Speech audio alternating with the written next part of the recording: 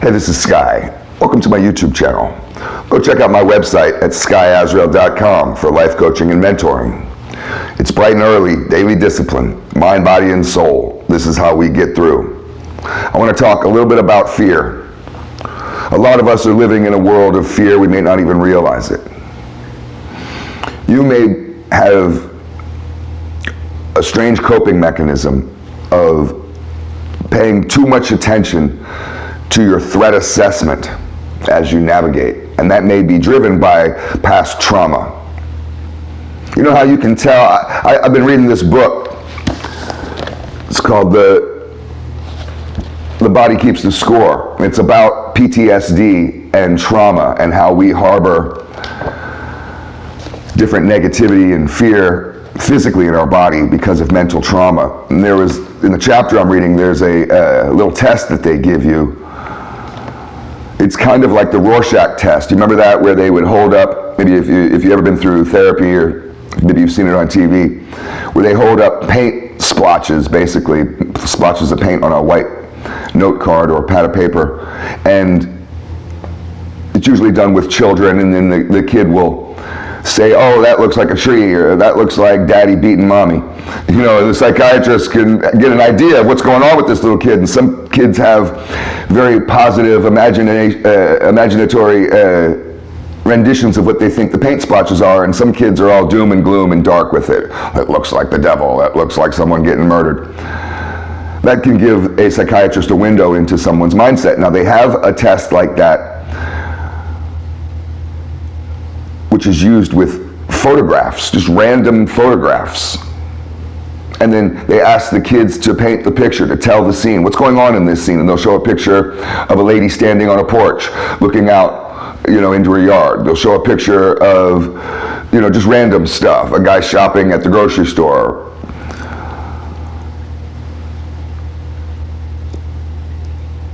The one in the book I'm going to show you is just a random picture of a guy fixing his car with his 2 children.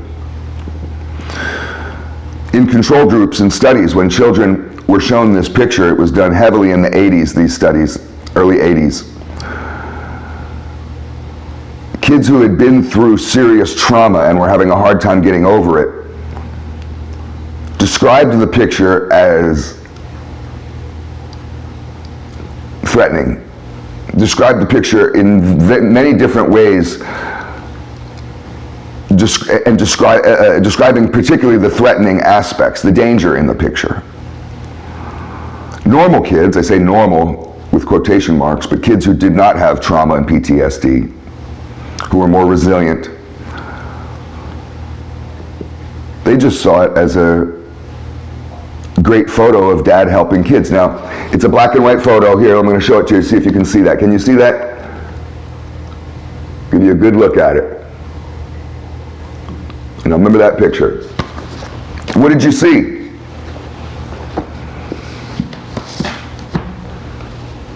The first thing that I saw when I looked at that picture was the 2 kids standing over the father. I saw the little girl holding the wrench, which looked to me like she's about to bludgeon her father. The way the boy is holding the light, to me, is a position where you might hold some kind of object and bash someone's fucking head in. He doesn't really look like he's got that car jacked up very high. That motherfucker is sandwiched underneath that car. It looks like the car is going to smash and cut him in half. That's what I saw when I saw that picture. The first thing that I saw when I saw the picture were all the threats, was the danger. I'm 51 years old. I do life coaching and mentoring. I've been through 7 years of therapy twice a week. I've read 150 books on this topic. I've done hardcore study and introspection and worked on myself. I've climbed this mountain, got to a plateau, and climbed 6 more mountains. I feel I'll pat myself on the back until I'm bruised up. I feel like I've really come far in my personal development. I still see the world as a fucking world of threats. You may have just saw a picture of a loving dad helping his 2 wonderful kids. I wish that's what I saw. I wish that's what I saw first. The first thing I saw in that picture was that little girl with that wrench in her hand. To me, she looked like she's getting ready to go to town on dad What's up with those Christmas presents you owe me, Dad? You know, that's where my imagination went. It's an illness. It's an illness of fear. It's not healthy to see everything as a threat. You want to be able to have proper threat assessment. Some people are stupid. They walk right out into fucking danger, like idiots. And you're like, well, yeah, of course that happened. Jesus Christ. I'm not trying to victim blame, but it gets hard sometimes when you hear someone tell a story that they could have obviously avoided. You just want to smack them. You want to hug them and say, oh, I'm so sorry that happened to you, and then just be like, you stupid motherfucker. Never do that again. But then there's the opposite spectrum. People like me, walking around ready for battle, ready for war. And I've calmed down a lot. Oh, I used to be incredibly high-strung. I was such a high-strung motherfucker. If I would have made these videos years ago, I would have sounded like Macho Man Randy Savage. I was such a high-strung guy. I'm pretty laid back these days. I feel like I got a pretty good control of my outlook. And reading that chapter and taking that test, like children took it, I failed. I still have this tendency to see the world full of threats. And that's not wisdom, that's weakness. That holds you back. Seeing the world full of threats isn't naivete. It's a filter that you've had on your lens. A filter that is filtering out the goodness. Where what everybody else sees as good, you get nervous by it, anxious by it, by irrationalities. What you may see as obvious threat, everyone else is just like, dude, it's just a fucking, that's a great touching picture of a guy teaching his kids, what the hell is wrong with you? And we walk away, I know I have, I've walked away thinking about myself and what the fuck is wrong with me. There's no need to bash yourself for this. You're not broken. You're just stuck in a threat assessment mode. You want to switch that, put that switch back to the middle. You can have it all the way over on threat assessment and be in warrior mode.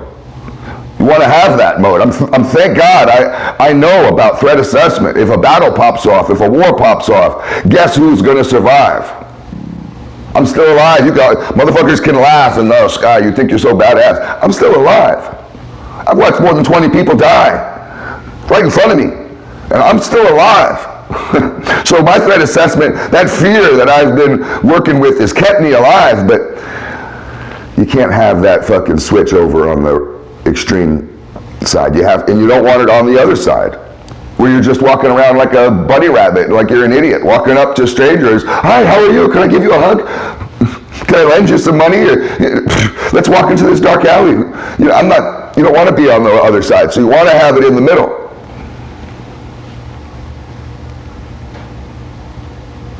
The first step with this is to notice ourselves. And so much of our personal growth and our personal development is about noticing your behavior. This is why I don't get off on drugs that psychiatrists want to prescribe you, because the drugs, maybe they do work for some people. I'm not going to get into arguing about the science behind drugs, because there is science behind it. I'm just not personally into it. So I respect some of you guys that are taking this stuff and it's working for you. I'm just personally, and it's harder for me, I get that. But what I'm hell-bent on is trying to understand myself, to understand my mind. This is what, in my opinion, this is what self-mastery is all about. I can't just take a pill and pacify myself. I have to be able to understand what my brain is doing.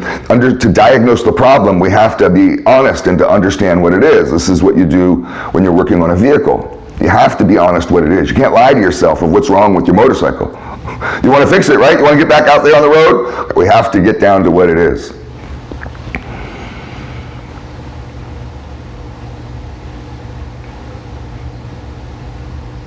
And the point is when we've discovered behavior that isn't serving us, that's holding us back, that's weakening us. We can recognize it as it arises when you run into it. As you're navigating through your day, you recognize, okay, here's where I get triggered. You've recognized another trigger. You may be walking around in a constant state of anxiety, stuck in a position that you shouldn't be in. Your switch is stuck. Your brain is literally an organic computer that fires with chemically driven, electrochemically driven pathways. You know, that's how your brain works. It's an organic computer. You have circuits in there and shit firing away in different directions. And what's happening is you're just firing along a circuit that's been used too much. What you focus on a lot gets strengthened. If you focus on fear, that circuit of fear gets strengthened. It's like thinking about a hose. Only so much water can go through a hose. But if you get a big giant tube, a lot of water can push its way through that hose. Well, the way that those pathways grow is by focusing too heavily on them. So when we notice that we're in a state of fear, state of agitation, state of anxiety, we're too heavily in threat assessment mode right now. We're just at Olive Garden. We don't need to be in downtown Kabul fucking fighting Afghanistan mode. We can just be at Olive Garden. So we need to put that switch back to the middle. And you take a deep breath. That's the first thing you always want to focus on is your breathing. Then you want to get right into your thought pattern. Switch those negative thoughts to positive thoughts. Tell yourself mantras. I am safe. I'm safe wherever I go. I'm safe. You're not switching that switch to being in idiot mode. You're putting it in the middle. But you want to counteract some of that negativity and some of that fear. Some get it, some don't. Some can get down with this type of topic because you understand it, and some are completely lost. I hope there's at least one motherfucker out there who got this. Thanks for watching.